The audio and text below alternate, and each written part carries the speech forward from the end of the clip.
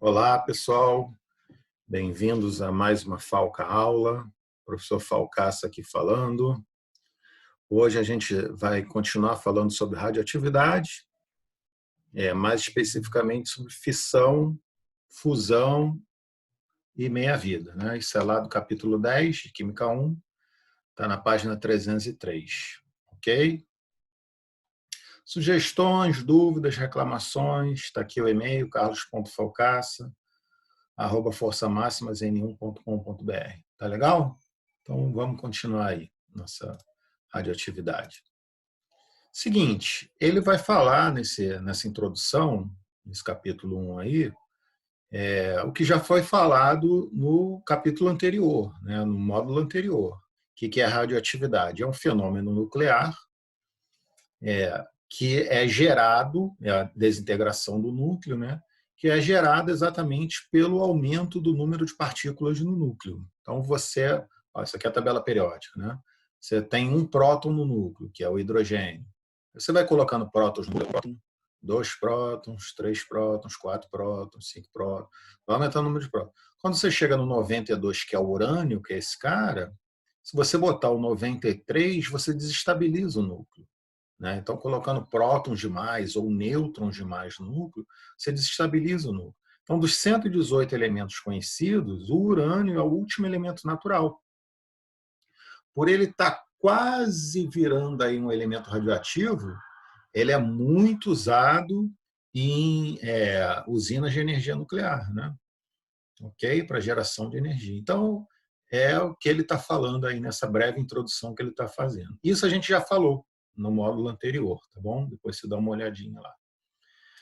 Aí, a seguir, ele fala sobre reações de transmutações e as partículas que existem nas reações de transmutação. Já falamos sobre isso também. Rapidamente, o que é a transmutação? Transformar um elemento químico em outro elemento químico. No caso, ele está transformando aqui telúrio em iodo, ok? Com a ajuda de um nêutron. Ele está bombardeando um nêutron sobre um telúrio, transformando em iodo. Isso gera energia e isso gera uma partícula beta. Né? A partícula beta é um tipo de radiação. Então, aqui, alfa, beta, gama são tipos de radiação.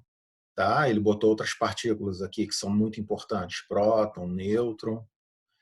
Saber esses símbolos aqui de cada radiação, do próton, do nêutron, são importantíssimos para você fazer problemas de transmutação. Tá? Já falamos sobre isso no módulo anterior também, galera. Bom, aí ele entra no assunto principal do capítulo, ó, fissão nuclear. Fissão nuclear é a quebra do núcleo. Daqui a pouco a gente vai falar mais a fundo. Quem descobriu a fissão nuclear? Quem descobriu foram essas duas pessoas aqui, né? A Lise Meitner e o Otto. Ela era judia polonesa e ela trabalhava com ele antes da Guerra Mundial explodir, né? Tá ela aqui, que ela já está mais idosa, e ela trabalhava com ele. E explodiu a guerra, ela teve que sair da Alemanha. Ela foi perseguida, teve que sair, se refugiar, né? E ele continuou lá a pesquisa dele, e apresentou os resultados e depois ganhou o prêmio Nobel por causa disso. Só que ele escondeu que ela trabalhou com ele. Na verdade, foi ela que explicou todo o mecanismo de fissão nuclear, a matemática da coisa, da explicação, né? Então sabe-se hoje que ela teria ganho o prêmio Nobel junto com ele, né? E simplesmente o cara ignorou ela, né? Ignorou a participação dela. Ela depois ganhou vários prêmios e tal, mas nunca ganhou um prêmio Nobel. Então fica esse registro aí que quem explicou mesmo foi a Lise Meitner, tá? Bom, aí vamos lá. Fissão nuclear, o que é? A fissão é quebra do núcleo. Então você tem um núcleo aqui de um átomo que está no limite para emitir uma radiação, no limite para se desintegrar. Se você jogar uma partícula sobre ele, no caso foi um nêutron, você provoca a divisão do núcleo. Então você forma dois novos nuclídeos, podem ser elementos ou não. Você forma dois novos nuclídeos e você tem uma liberação absurda de energia. Então você fissionou o núcleo. Sai energia, saem dois novos elementos ou dois novos nuclídeos e sai também várias novas partículas. Né? Nesse caso, está saindo 3 nêutrons. Cada nêutron desse que sai, ele vai se chocar com novos núcleos, como foi esse aqui. Então, aqui inicia o processo de novo, aqui inicia o processo de novo, aqui inicia o processo de novo. E esses núcleos fissionáveis, que vão fazer o mesmo processo, vão gerar cada um deles mais 3 nêutrons. Gera 1 nêutron, 2 nêutrons, 3 nêutrons. Então, e esses 3 nêutrons vão iniciar de novo os processos. Eu chamo isso de reação em cadeia. Tá? Você inicia aqui e aí você, através desse primeiro pontapé, esse primeiro chute inicial aqui, você detona vários outros átomos. Tá? Para a gente ilustrar isso, tem uma experiência bem bacaninha. Isso é antigo. É a experiência da bolinha de ping-pong na ratoeira. Isso aqui é uma bolinha de ping-pong, isso aqui é uma ratoeira. E aí você aciona essa bolinha, essa ratoeira, né? Esse aqui é o mecanismo que aciona, e essa bolinha voa. Ok? Até aí nada demais, Falcaça. Tudo bem, mas você imagina uma mesa, né? Uma superfície lotada desses mecanismos aqui, de ratoeiras com bolinhas. Então, a primeira bolinha que sai, ela quica várias vezes em várias ratoeiras, que, por sua vez, liberam novas bolinhas que vão quicar e liberar novas bolinhas. Então, cada bolinha dessas ela pode ativar várias outras ratoeiras. Isso é uma ilustração do que é uma reação em cadeia. Você ativa uma e uma, descontroladamente, ela vai ativar várias outras. Vamos dar uma olhada?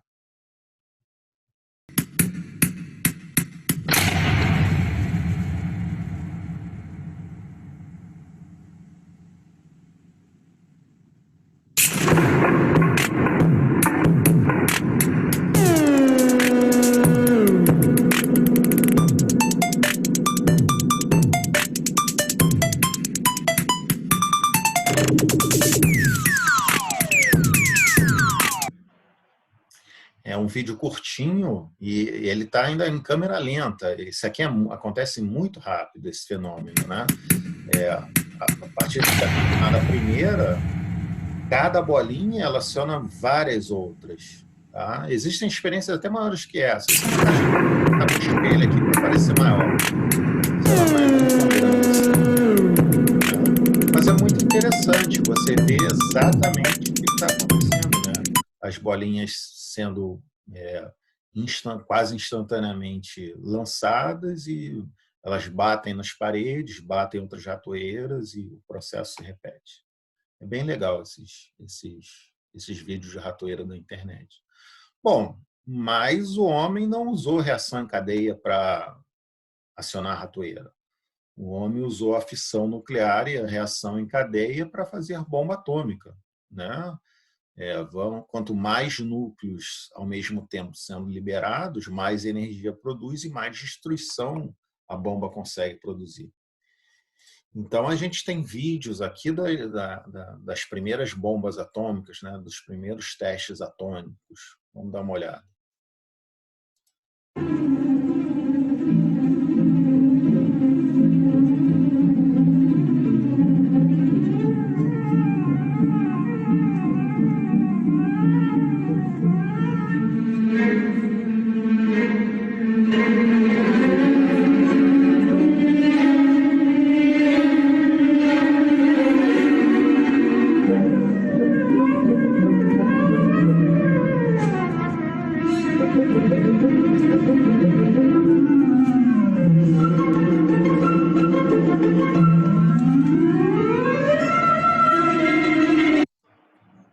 Essas são as filmagens da destruição de Hiroshima e Nagasaki, né, são as únicas bombas atômicas que foram usadas contra seres humanos em guerras foram essas, né, em Hiroshima e Nagasaki, lá no Japão, na Segunda Guerra Mundial, final da Segunda Guerra Mundial.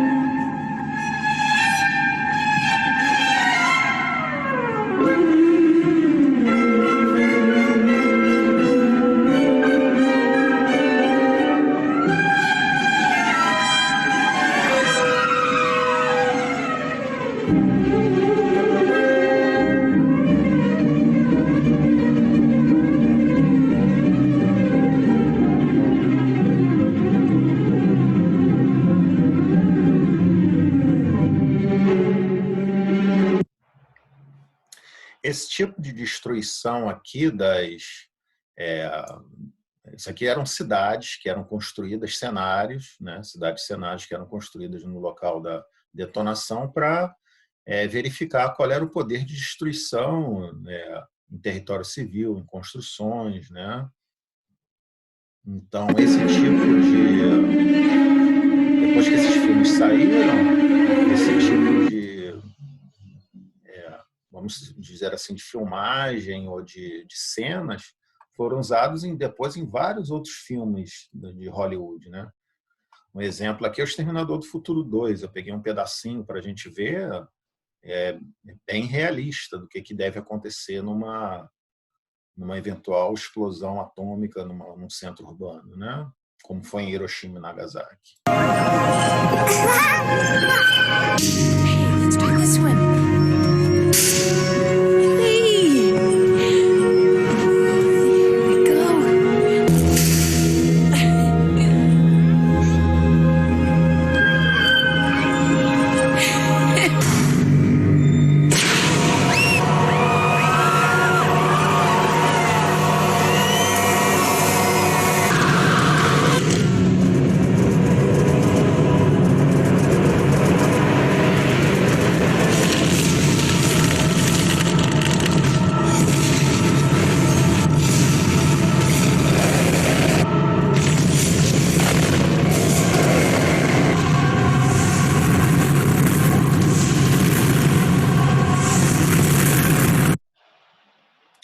Dependendo da distância que a bomba foi detonada em relação à pessoa,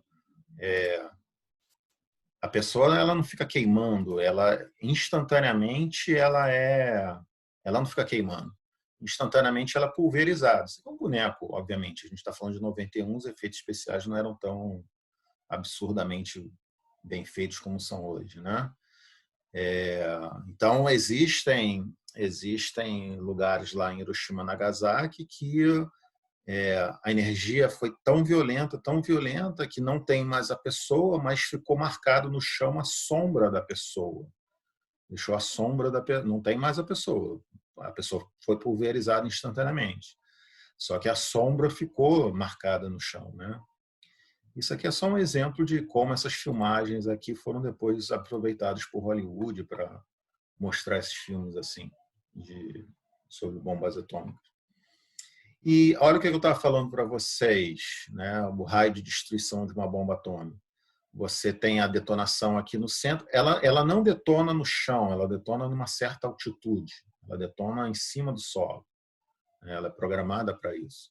Então, a partir desse ponto zero aqui, você tem vários raios de destruição, ó, que eles chamam aqui de completa destruição, dano severo, dano moderado, light damage. Light damage é como se fosse um terremoto, né? E pega fogo em tudo. Esse light aqui é um eufemismo, né? E existem vários tipos de bomba, né? Por exemplo, a de Nagasaki, o raio de destruição dela foi desse tamanho aqui, mas uma chamada Castle Bravo, que depois foi detonada, não foi detonada em cima de civis, né? Nem de populações. Foi detonada em testes. Olha o tamanho do raio de destruição dela aqui, ó. Olha essa aqui, ó, Tsar Bomba. A bomba Tsar, que foi a russa, ela já não é mais uma bomba nuclear, atômica. A gente chama ela de... É uma bomba nuclear, mas a gente não chama mais de bomba atômica, a gente chama de bomba de hidrogênio. Daqui a pouco a gente vai falar sobre ela. Olha o raio de destruição dela comparado com o de Nagasaki, né? É um negócio absurdo. Cada vez produziu-se...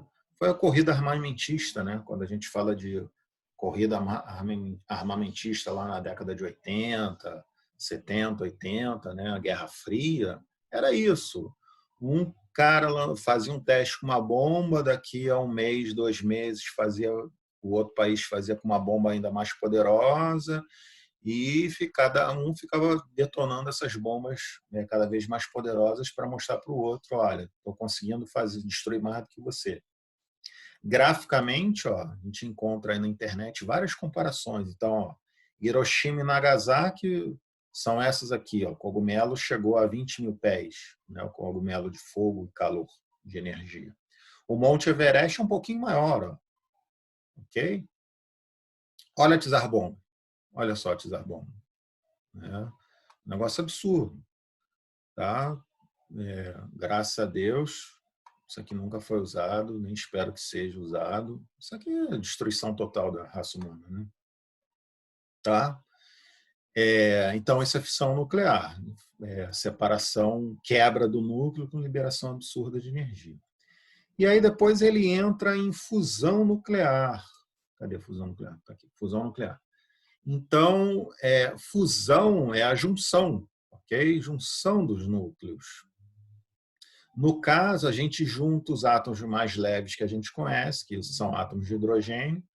Existem 3 tipos de hidrogênio: hidrogênio, deutério e trítio. No caso, ele vai juntar 2 átomos de deutério e um de deutério e um de trítio. Deutério e trítio são hidrogênios, então você usa só hidrogênio para fazer a bomba. Né?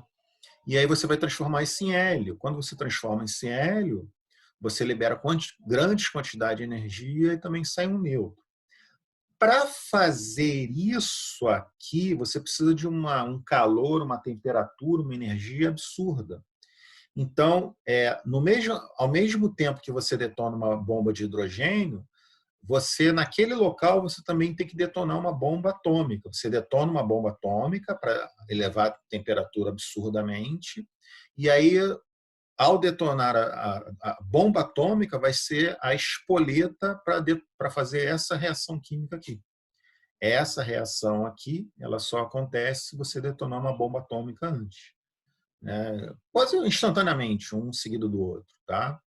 A bomba atômica fornece energia para isso acontecer. E aí isso aqui libera mais energia ainda. E essa é a reação que está acontecendo lá no Sol. O Sol está juntando hidrogênio para formar hélio e ele joga energia para fora, energia térmica, energia luminosa, energia de radiações, etc., que é o que... Engraçado, né? A gente usa aqui para destruir a Terra, na Terra, mas a gente usa a força do Sol para a gente poder evoluir, crescer, as plantas nascerem. O Sol foi mais fonte de vida do que de destruição, para a gente. Então, isso é a fusão nuclear, compressão dos átomos de hidrogênio para formar hélio. Isso libera bem mais energia. Para você ter uma ideia, olha aqui, isso aqui é o raio de destruição de uma bomba atômica, uma bomba de fissão. Isso aqui seria o raio de destruição de uma bomba H. Está vendo como ela libera muito mais energia? A gente tem um teste aqui da primeira bomba de hidrogênio. Vamos dar uma olhada como é que foi.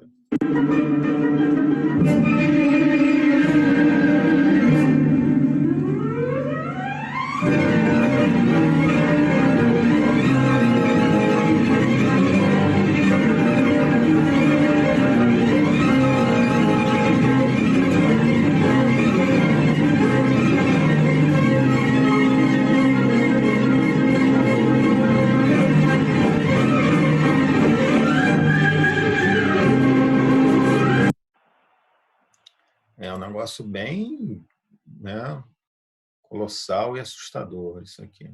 Isso aqui a gente está a mais de 5 quilômetros de distância para filmar isso. Você não pode chegar perto. E nem fica ninguém filmando perto. O cara instala uma câmera para filmar isso. Esse pessoal que está no navio de barco está bem distante, está no mar observando o que está acontecendo. Bom, então, já que a gente falou sobre fissão e fusão, ele entra em outro assunto. Ele começa a falar sobre o tempo de meia-vida. Então, vamos explicar o que é o tempo de meia-vida. O que é isso aqui, focar essa bolota vermelha? Isso aqui representa o nosso material radioativo. Ok? Eu tenho uma massa inicial, sei lá, 5 quilos, 20 quilos, ou 5 gramas, 10 gramas. E isso corresponde a 100% da minha amostra original, essa bola vermelha aqui. Muito bem, mas você sabe que conforme o tempo passa, se o material radioativo, essa massa ela vai se dividindo. Então, isso aqui deixa de existir para gerar novos produtos. É isso que está acontecendo aqui. Metade dessa bolota vermelha se desintegrou, né? Emitiu radiação, se desintegrou. Só resta a outra metade. Legal? Então, o que aconteceu? 50% da amostra não existe mais.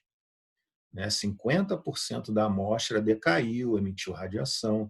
Então, metade da amostra resta agora. Só metade dela agora que vai continuar emitindo radiação.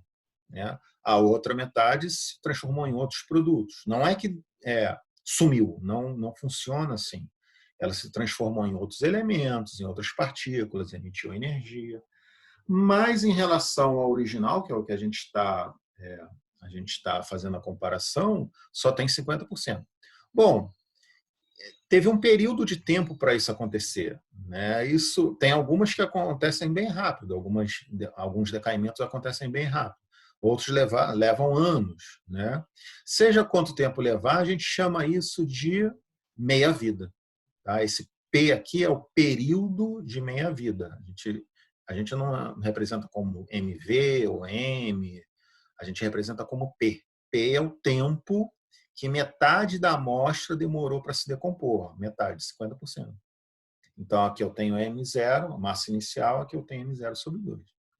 Acontece o seguinte, se eu deixar mais tempo, essa amostra continua se decompondo. Se eu deixar exatamente o mesmo tempo que eu deixei aqui, 50% dessa amostra aqui vai se decompor. Então, se eu pegar isso aqui e dividir ao meio, né, eu vou ter esse quadradinho aqui. Então, passado outra meia-vida, metade dessa amostra aqui, porque agora eu não tenho mais tudo, né, eu só tenho essa amostra aqui, metade disso vai se decompor. Metade disso é esse quadradinho aqui. Então, 25% em relação ao original ainda resta. Pega essa massa, M0 sobre 2, divide por 2, quanto é que dá? M0 sobre 4. Se eu passar uma fração aqui sobre 2, o resultado vai ser M0 sobre 4. Então, em relação à massa inicial, passado-se 2 meias-vidas, o que resta é apenas 1/4, passado-se 2 meias-vidas. O que resta é apenas 1/4 do inicial. Beleza, agora só esse pedacinho aqui emite radiação. Isso aqui já se decompôs. Né? Então, o que vai acontecer? Se eu der o mesmo período de tempo que eu dei aqui, metade dessa amostra aqui vai se decompor. Qual é a metade dessa amostra aqui? Corta esse troço ao meio. Vai dar isso aqui. Vai dar essa fatiazinha de pizza. Isso aqui, 25 dividido por 2, é 12,5% do original. Né? 12,5% dessa amostra aqui original. Então, passado-se 3 meias-vidas, não é para você dividir isso aqui por 3, não é assim que funciona. Ok? Você vai dividindo por 50, vai dividindo por 2, vai dividindo por 2, vai dividindo por 2. Na terceira meia-vida, eu vou ter somente 12,5% da amostra do início. Né? Eu peguei pega essa massa e divide por 2, passa aqui uma fração, passa uma linha aqui, bota sobre 2 aqui embaixo. Então vai ficar M0 sobre 8. E por aí vai, tá? Isso aqui vai embora. Né? Cada meia-vida, cada período de meia-vida que você dá, você vai pegar essa amostra, você vai pegar isso aqui e vai dividir por 2, vai dividir por 2, vai dividir por 2. Cada período de tempo P que passar. Para cada elemento químico, para cada substância radioativa, isso aqui varia. Tá? Isso aqui não é constante para todas as amostras radioativas. Esse tempo aqui varia. Tá? Mas, uma vez que ele é iniciado, né, esse P é constante, esse período de meia-vida. Se você botar isso aqui num gráfico, você vai ter um negócio mais ou menos desse jeitão aqui. Eixo Y, porcentagem da amostra. Eixo X é o tempo. Mas esse tempo, em vez do cara contar como horas, minutos, segundos, né, anos, ele conta como períodos de meia-vida. Então, uma meia-vida, 2 meia-vida, 3 meia-vida. O que é uma meia-vida? É o tempo que demora para decompor metade da amostra. O início do meu gráfico, no tempo 0, eu tenho 100% da amostra. Metade da amostra é 50%. Então, na primeira meia-vida, eu tenho 50% da amostra. Se eu deixar mais um período de tempo de outra meia-vida, metade dessa amostra, porque essa aqui já não existe mais, né? Agora eu já estou aqui. Metade dessa amostra vai se decompor. Metade de 50, quanto é que é? 25.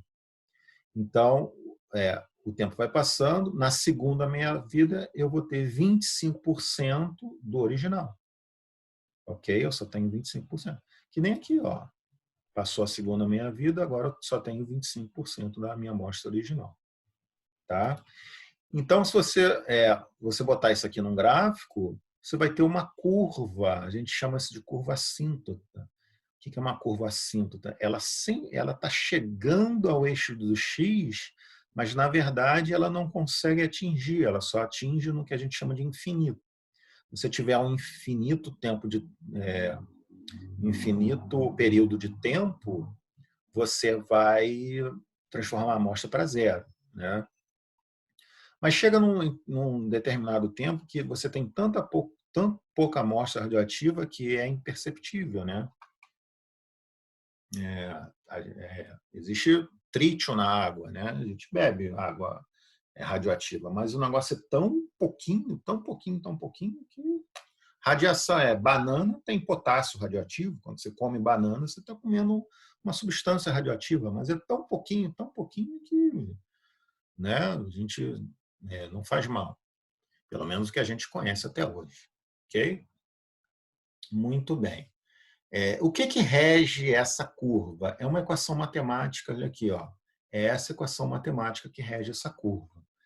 Que é M, Falcás? É a massa no período de tempo final. Então, você marca lá no relógio quanto tempo passou, você consegue prever a massa final que vai restar. Você precisa disso da massa inicial, dividir isso por 2 elevado a x. O que é o x, Falcás? É o número de meias-vidas. X tem outra formulazinha, né? Olha a formulazinha do x aqui. É o tempo que você está marcando no relógio, né? O tempo que você fez a medição. Você não necessariamente tem que pegar o gráfico nesses pontos aqui, você pode pegar no meio, né? Então você marca quanto tempo se passou e você faz as contas para saber qual é a massa que você tem aqui entre esse ponto e esse ponto. Essa é a ideia.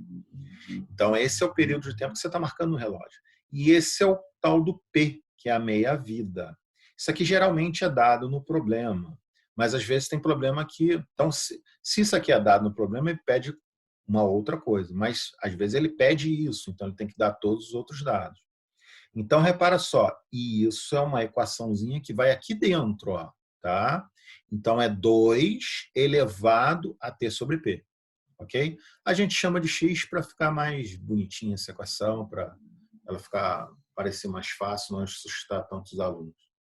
Mas o x é um número de meias-vidas, tá? É o tempo que passou sobre p. A gente vai fazer vários exercíciozinhos, um ou outro a gente usa essa fórmula, não pode esquecer essa fórmula, é super útil. Mas existem maneiras de fazer questões de radioatividade, de meia-vida, sem usar essa fórmula, de uma maneira mais intuitiva. Pelo amor de Deus, falca dica, falca aviso, não usem regra de 3 para fazer problemas de radioatividade. Regra de 3 você vai usar para problemas de química cujos gráficos são retas. Isso aqui não é uma reta, isso é uma curva. Okay? Então, não vai dar certo regra de 3 aqui. Tá? Não dá certo de jeito nenhum. Show? Vamos fazer uns exercíciozinhos aqui? Então, vamos embora. Bom, galera, então o primeiro exercíciozinho está aí na página 306, número 4, ele fala o seguinte: a meia-vida é o parâmetro que indica o tempo necessário para que a massa de certa quantidade de radioisótopos se reduza à metade do seu valor. Ele te dá a definição da meia-vida. Caso você não saiba, ele bota a definição aqui de meia-vida. Show de bola. Aí ele continua.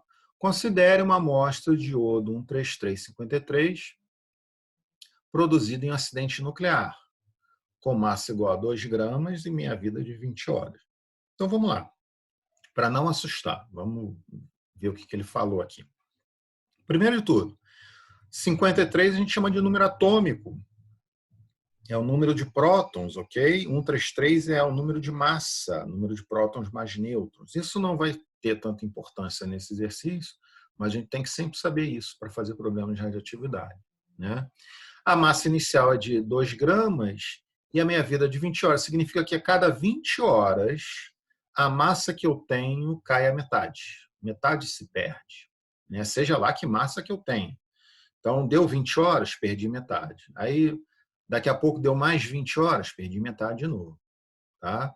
Metade sempre do que eu tenho, que eu tinha naquele momento anterior. Muito bem, esses são os dados do problema.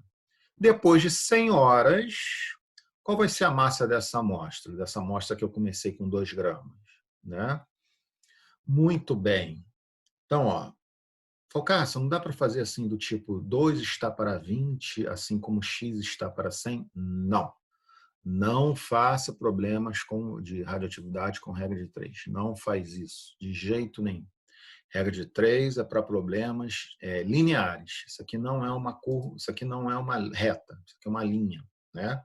A equação não é linear. Tá legal? Então, eu vou fazer esse problema de 2 maneiras. Primeira resolução, a gente faz o que a gente chama de linha do tempo. Isso aqui você pode fazer grande, é que acabou aqui o espaço, aí eu quebrei aqui para baixo. Mas você pode fazer daqui para cá, daqui, vai fazendo assim uma linha grande. O que isso significa? Significa o seguinte, olha, a minha amostra inicial tinha 2 gramas, é o que ele está falando aqui. Passado-se 20 horas, que é a meia-vida, eu vou reduzir a minha amostra à metade. Qual é a metade de 2? 1 grama. Passados mais 20 horas. Passaram-se mais 20 horas. Então, pega essa amostra e divide por 2. Divide esse negócio aqui por 2, 1 grama. Quanto eu tenho agora? Meio grama. Passaram-se mais 20 horas. Pega essa amostra e divide por 2, 0,25 gramas. Passaram-se mais 20 horas. Pega essa amostra e divide por 2, 125 gramas. Passaram-se mais 20 horas. Pega essa amostra e divide por 2, 0,0625 gramas. O que eu parei aqui? Conta quantas horas passaram. 20, mais 20, 40, mais 20, 60, mais 20, 80, mais 20, 100. Ou seja, daqui para cá passaram-se 100 horas, que foi o que ele pediu. Então, eu vou botando as minhas vidas até dar o tempo que eu quero, que são as 100 horas. Então, qual é a amostra que resta? Mas ele quer em miligramas, né? Aqui está em gramas. Pega esse negócio aqui e divide por 1. Então, miligramas, 62,5 gramas. Né? Divide isso aqui por 1.000. Multiplica por 1.000, perdão. Bota uma vírgula aqui, uma vírgula aqui, uma vírgula aqui. Tá? Letra A. Então, essa foi a primeira resolução. Como é que você fez, Falcaço? Eu não fiz por regra de 3, nunca faço por regra de 3. Eu fiz por que a gente chama de linha do tempo. Falcaço, mas e a fórmula? Beleza, vamos fazer pela fórmula também. Né? Então, está aqui as 2 fórmulas que a gente vai usar. Massa final, massa inicial, 2 elevado a x. X é o número de meia-vida. Tem formulazinha para x? Tem formulazinha para x. Está aqui, período de tempo que passou sobre a meia-vida. Então, de cara a gente calcula o x. A gente calcula o x. Como é que calcula o x? Quanto tempo passou que você marcou no relógio? Você marcou no relógio 100 horas. Cada meia-vida são 20 horas. Então, o número de meia-vida é 5. Então, achei o x. Vou botar aqui, 2 elevado a 5. E em cima, por que é 2? Qual é a massa inicial? De quanto ele partiu? 2 gramas. Então, fica 2 divididos por 2 elevado à quinta. 2 elevado à quinta, 2 vezes 2, vezes 2, vezes 2, dá 32. 2 sobre 32, faz essa conta, 0,0625 gramas. Passa esse negócio para miligramas, 62,5 gramas. Tá? Tem que achar o mesmo resultado, é óbvio. Então, está aí 2 resoluções, linha de tempo ou por fórmula. Tá? Falcaço, eu tenho que saber as duas? Olha, sinceramente, eu acho legal você saber as duas. Sabe por quê? Porque tem alguns exercícios que é mais fácil essa resolução. Tem outros exercícios que só dá para fazer por fórmula. Tá? Então, é legal você saber se virar em todas as direções. Né? Tá bom? Tem aluno que só tenta fazer por isso aqui, mas tem questão bem complicadinha que só dá para fazer por fórmula. Show de bola? Bom, galera, voltamos aí com um novo exercíciozinho. É o exercício número 9 da página 306 lá. Então, olha, ele fala o seguinte: o gráfico a seguir se refere ao decaimento espontâneo de uma amostra de um isótopo radioativo, com a abscissa indicando o tempo, a abscissa é o eixo X, ok? Em anos, e a ordenada indicando a massa, em gramas do isótopo. Então, aqui ordenada é o eixo Y, ok? Porcentagem da massa, 100%, 90%, tá vendo? Ao longo do tempo, a porcentagem de massa vai caindo, o isótopo vai se desintegrando. Partindo de 180 de uma amostra desse isótopo, o que restará dela em gramas após 2 anos? Né? Então, o que você precisa saber? Você precisa saber primeiro a meia-vida. Como é que você... Ele não deu o valor de meia-vida. Como é que você pega a meia-vida a partir do gráfico? Então, o que é a meia-vida? É o tempo que metade da amostra, tinha amostra de 100%, metade da amostra, agora só tem 50%, levou para se desintegrar. Esse P aqui que é a meia-vida. Então, olha lá o seu gráfico. A amostra inicialmente tem 100%. Qual é a metade de 100? 50%. Quanto tempo levou para se desintegrar? 1 ano. Então, a cada 1 ano é o tempo de meia-vida. Então, a cada 1 ano, a amostra que você tem se reduz à metade. Então, se passar... Agora eu estou em 50%.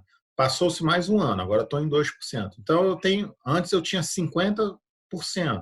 Agora eu vou ter metade de 50%, ou seja, 25%. Então, esse pontozinho aqui, se você pegar aqui no gráfico, ele vai dar exatamente 25%. Mas ele falou que a sua amostra tinha 180 gramas inicialmente. Então, eu boto aqui, faço uma linha do tempo. Né? 180 gramas, passou-se 1 ano, de 180 dividido por 2, vai cair para 90 gramas. Então, eu tirei do gráfico que a meia-vida é 1 ano, ok? E usei agora para fazer minha linha do tempo. Se passar mais outra meia-vida, ou seja, mais 1 ano, pega esse valor agora e divide por 2. 45 gramas. Ok? Então, no total, passaram-se quantos anos? 2 anos, tá vendo? Que é o que ele pediu. Então, depois de 2 anos, de 180, a amostra agora só tem 45 gramas. O resto foi perdido. Tá? Agora, ele fala aproximadamente. Né? Aproximadamente, não.